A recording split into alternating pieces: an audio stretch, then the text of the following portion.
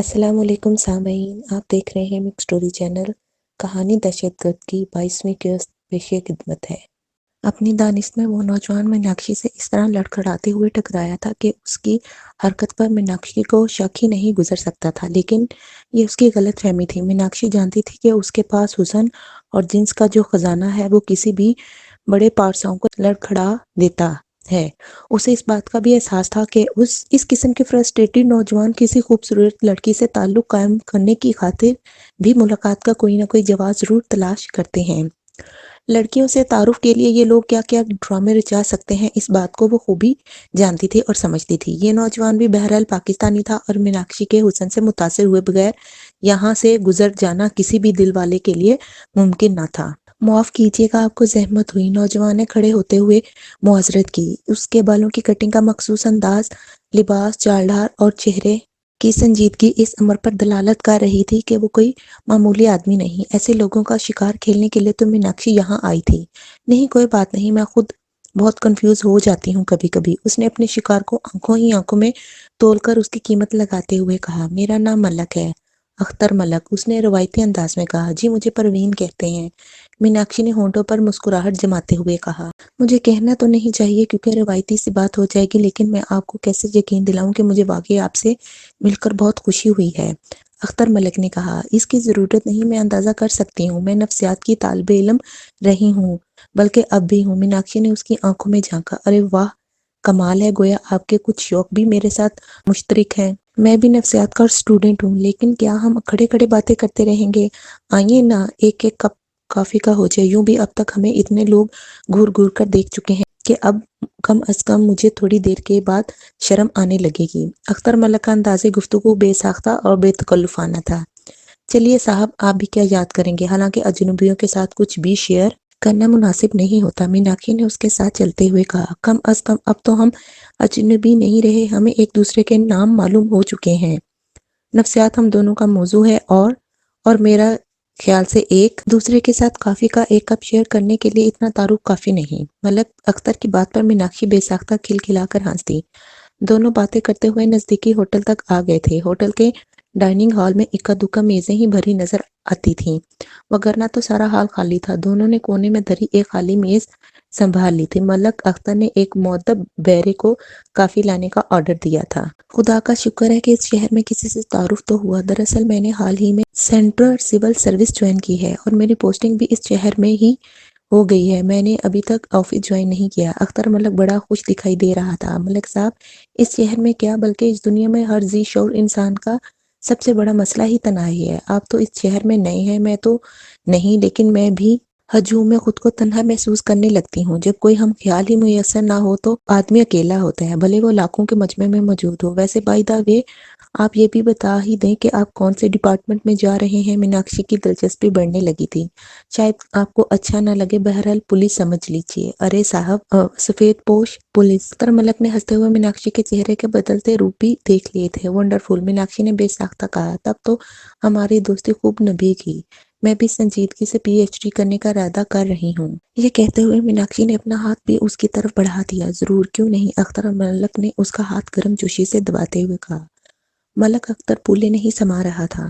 گزشتہ 7-8 روز سے مسلسل اس شاپنگ پلازا کے چکر کاٹ رہا تھا۔ یہ اس کی لڑک پن کی عادت تھی۔ اس نے کالج کیسے پاس کیا، اعلیٰ سول سروس کا مورکہ کس طرح سر کر لیا، یہ ایسے سربستہ راز تھے جن پر ملک میں ہونے والے بہت سے دوسرے گھپلوں کی طرح پردہ ہی پڑا رہا۔ اس کا باپ اور اس سے پہلے دادا پر دادا بھی اعلیٰ افسر رہے تھے۔ انگریزوں کے بعد کالے انگریزوں کی غلامی نسل در نسل انہیں منتقل ہوتی آئی تھی۔ اس کے والد نے میٹرک کے بعد کبھی اسے دل جمی سے پڑھنے ہی نہیں دیا تھا۔ ہر امتحانی مرکز میں پہلے سے اس کے خیر مقدم کے لیے اس کے والد کے محکمے کے ملازمین موجود ہوتے تھے۔ انہوں نے اختر ملک کو میٹرک سے اعلیٰ سروس کے امتحان تک ہمیشہ اعلیٰ نمبروں سے کامیابی دلائی۔ ملک کی ہر کمزور، شریف اور غریب لڑکی پر وہ بلا شرکت غیر اپنا حق سمجھتا تھا اور متعدد مرتبہ اس سلسلے میں اسے تھانے کا منہ بھی دیکھنا پڑا تھا، لیکن ہر دفعہ معاملہ تھانے میں ہی ختم ہو جاتا، کبھی کورٹ کچہری تک نہ گیا تھا۔ اسے ایمان کی حد تک اس بات کا یقین تھا کہ اس ملک میں رشوت اور کرپشن کے ذریعے ہر ناممکن بات کو ممکن بنایا جا سکتا ہے، جس کی زندہ مثال وہ خود تھا۔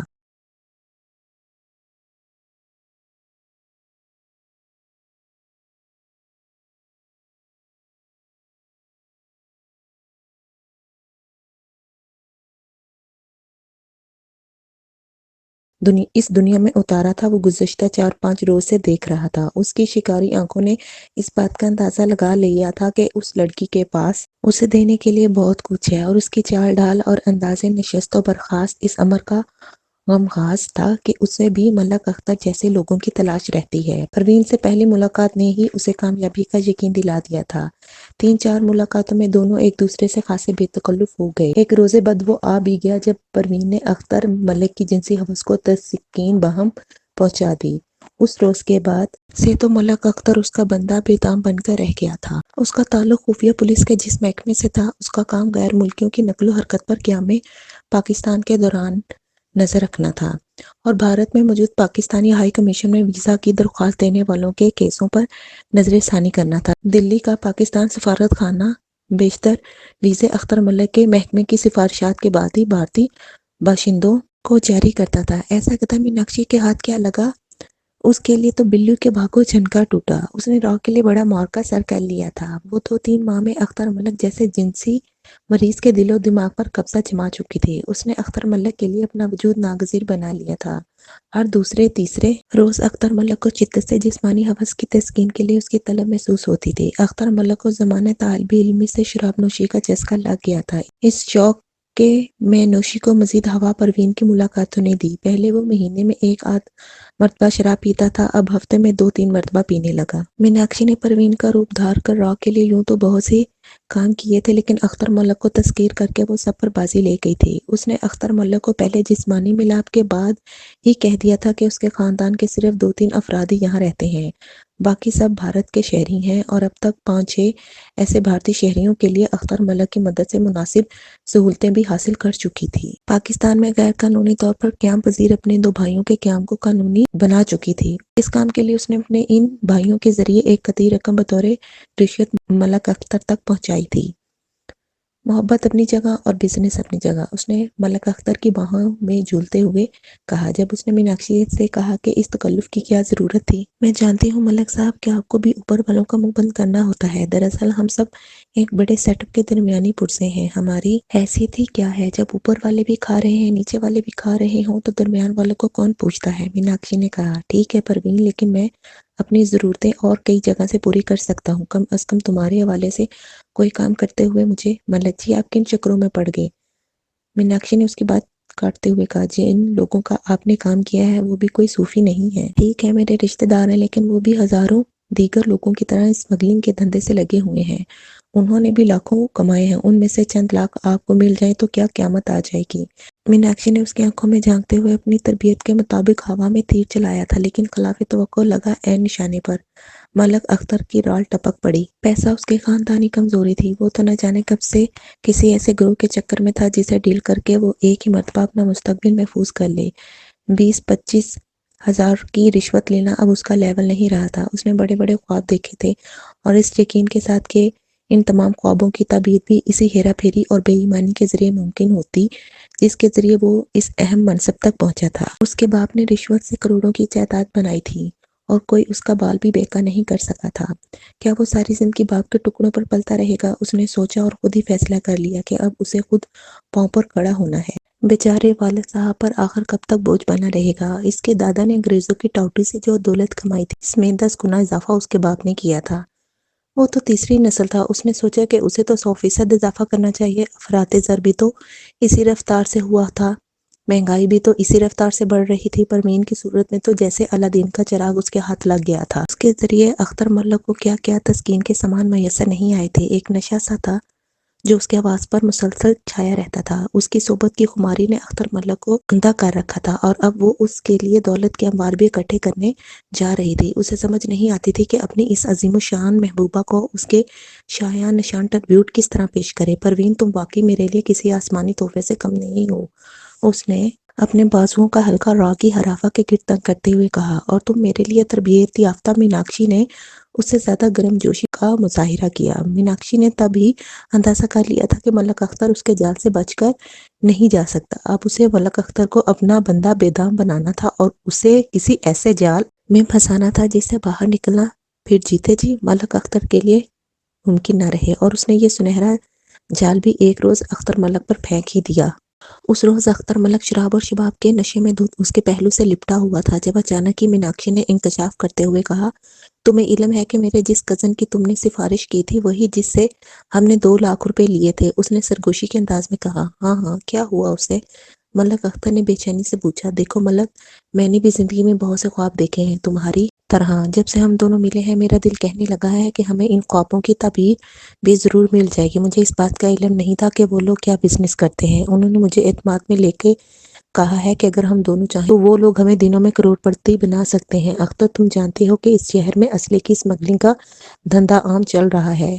وہ جو ہے نا، وہ لسانی تنظیم کا جنرل سیکرٹری، شاید وہ اس گروہ کا سرگنا ہے۔ اور تمہاری اطلاع کے لیے یہ بھی بتا دوں کہ تمہارے کون کون سے افسر ان سے ملے ہوئے ہیں۔ یہ کہتے ہوئے اس نے 3 4 ایسے افسروں کے نام لے دیے کہ ملک اختر کو اپنا نشہ ہرن ہوتا محسوس ہوا۔ اسے اس بات کا تو علم تھا کہ ڈرگ مافیا یا اسلحہ اسمگلروں کا دھندا اس کے محکمے کے تعاون کے بغیر نہیں چلتا، لیکن جس افسروں کے نام پروین نے لیے تھے، کیا وہ بھی؟ اس سے آگے وہ کچھ نہ سوچ سکا۔ ایک بات کا تو اسے علم تھا کہ اس تنخواہ سے جو انہیں دی جا رہی تھی، کوئی بھی بال بچے دار شخص صرف اپنی سفید پوشی ہی قائم رکھ سکتا تھا۔ یہ آئے روز غیر ملکی تفریحی دورے، اور وہ بھی اپنے اہل و عیال کے سمیت دنیا کے مہنگے ترین ہوٹلوں میں قیام اور عیاشیاں، ایسی باتوں کا تو تصور بھی کوئی تنخواہ دار شخص نہیں کر سکتا تھا۔ ان لوگوں کی عیاشیوں اور بدعمالیوں کا علم اعلیٰ حکام کو رہتا تھا، لیکن کوئی انہیں پوچھتا نہیں تھا۔ معاشرے میں انہیں معزز مقام حاصل تھا، کسی کی جرت نہیں تھی کہ ان کی طرف انگلی اٹھا کر کوئی بات ہی کر سکے۔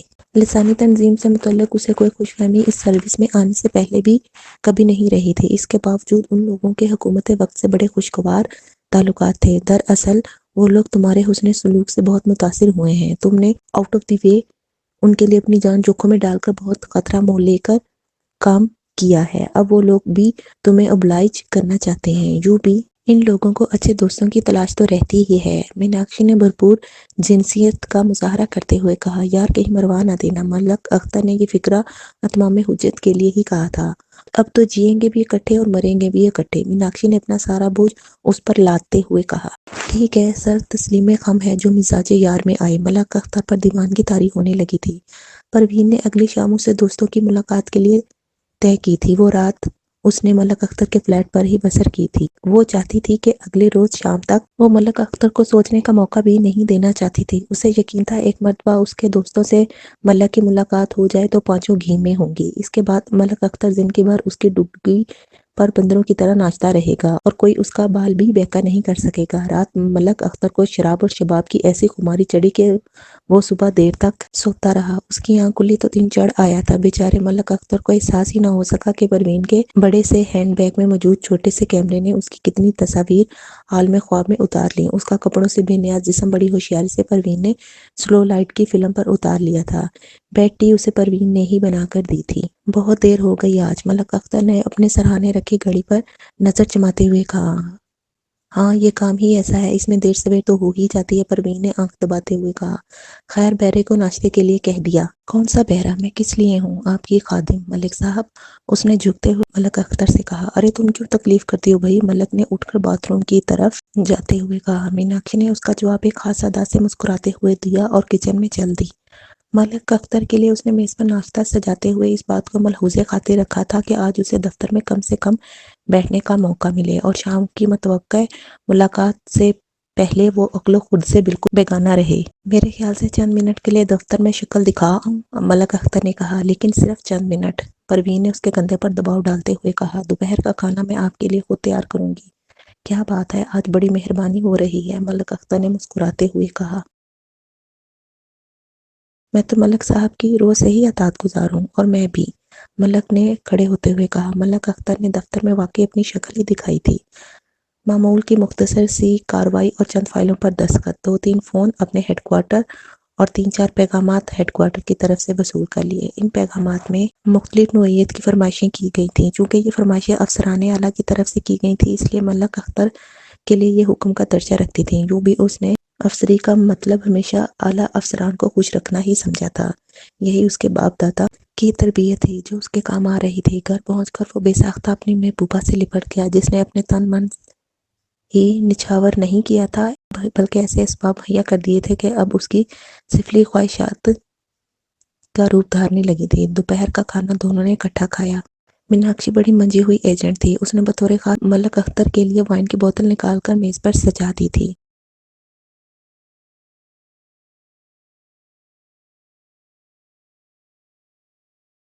अगर वो मल्लक को इस कान पकड़ने का हुक्म भी देती तो वो बिला चूंच और इसकी तामील करता। शाम तक वो साई की तरह मल्लक अख्तर से चिमटी उसे जिनसी तस्कीन का सामान।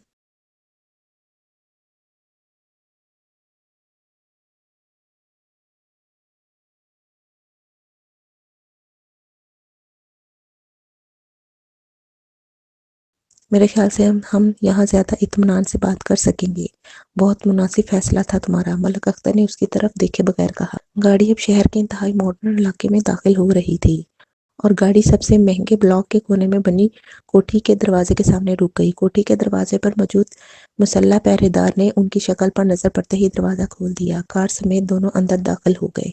मलक अख्तर के फरिश्तों को भी इस बात का इल्म न हो सका कि जिस तरह इसकी एजेंसी ने हर शहर के मुख्तलिफ हिस्सों में अपने मेहमानों के लिए सेफ हाउस बना रखे हैं, ये भी इसी तरह का एक सेफ हाउस था जिसे लिसानी तंजीम ने उस जैसे गुनों को फांसने के लिए बतौर खास तैयार करवाया था। लिसानी तंजीम के इस सेफ हाउस के हर कमरे में खुफिया कैमरे और रिकॉर्डिंग के जरिए यहाँ होने वाली तमाम गुफ्तगू और हरकत रिकॉर्ड कर ली जाती थी।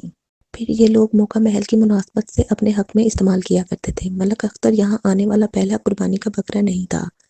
इससे पहले कई बकरे यहाँ ज़िबा हो चुके थे। बहुत से सरकारी उम्माल भी यहाँ आए और फिर लिसानी तंजीम के बंदा बेदाम बनकर रह गए। इन्हें गुफ्तगू के ऐसे सामान में उलझाया जाता कि मेहमान लूज टॉक पर मजबूर हो जाता। अगर वो उन लोगों की ख्वाहिश के मुताबिक फंसता भी नहीं था तो भी खुफिया कैमरे से तैयार करदा फिल्म की इस सफाई से एडिटिंग की जाती कि वो मुजरिम बनकर रह जाता और उन लोगों के अहकामात की तामील उस पर लाजिम हो जाती थी। अव्वलन ये कि वो खुदकुशी कर ले और ऐसे कई वाक़यात हो भी चुके थे कि ना दानिस्तगी में इस शैतानों के हाथों फंसने वाले गैरतमंद और मुहिब्बे वतन अफसरान ने बिल आखिर मौत को ही मुनासिब जाना था। उनमें इतनी हिम्मत भी ना होती कि मरने से पहले अपने साथ गुजरने वाली इस क़यामत का अहवाल ही अपने आला अफसरान तक पहुंचा देते। इन्हें मरते वक्त भी खौफ लाहक रहता था, मुबादा ये मवाद उनकी नस्ल ही को तबाह करके ना रखते। शानदार और जदीद तरीन सामान आराइश से मुज़य्यन इस कोठी के पार्किंग में जिस शख्स ने उनका इस्तकबाल किया था वो मुकामी एमपीए परवेज़ भाई था। मलक अख्तर ने उनका नाम तो सुन रखा था लेकिन बिलमुशाफा मुलाकात आज पहली मर्तबा हो रही थी। दोनों ने एक दूसरे से गर्मजोशी से मुसाफा किया और डाइनिंग रूम की तरफ आ गए। मलक अख्तर को बतौर खास इस आरामदा सोफे पर बिठाया गया था जिस पर होने की मामूली हरकत भी कैमरे की आंख से महफूज नहीं रह सकती थी। कमरे में पहले से मौजूद मीनाक्षी के दोनों भाइयों ने परवेज भाई से भी ज्यादा गर्मजोशी दिखाई थी। मलक अख्तर ने बैठते ही परवेज भाई ने अपनी चर्ब जुबानी के कमालात दिखाने शुरू कर दिए और चंद मिनट की गुफ्तगू ही में मलक अख्तर को भी खुलने पर मजबूर कर दिया। अगले ही लम्हे मीनाक्षी जैसी एक और खूबसूरत और नीम बरहना हराफा शराब मुख्तलिफ बोतलों से सजी ट्रॉली घसीटती हुई अंदर दाखिल हुई। उसने मलक अख्तर को खासा फर्शी सलाम किया था। मलक अख्तर से उसकी चॉइस पूछने की भी जहमत नहीं की गई थी, शायद इन्हें पहले से ही समझा दिया था। अगले ही लम्हे यहाँ मौजूद तमाम लोगों के हाथों में शराब के जाम आ चुके थे। ये कॉकटेल बतौर खास तैयार की जाती है और मलक अख्तर को खास मेहमान होने की हैसियत में इस जाम से सरफराज किया गया जिसके चंद घूंट हलक में उतारते ही उसके 14 तबक रोशन हो गए। अगले ही लम्हे उसकी ज़बान कैंची की तरह चलने लगी। अव्वल तो उसके दिलो दिमाग में दूर दूर तक कहीं एहसास गुनाह या एहसास नदामत नहीं था, क्योंकि ज़मीन नाम की चिड़िया उसके वालिद ग्रामी की खुसूसी तरबियत के सबब उसके बदन को छूकर बचपन ही में उड़ गई थी। अगर कोई ऐसी खलश दूर दूर तक भी थी तो अब वो बिल्कुल ही ख़त्म हो चुकी थी।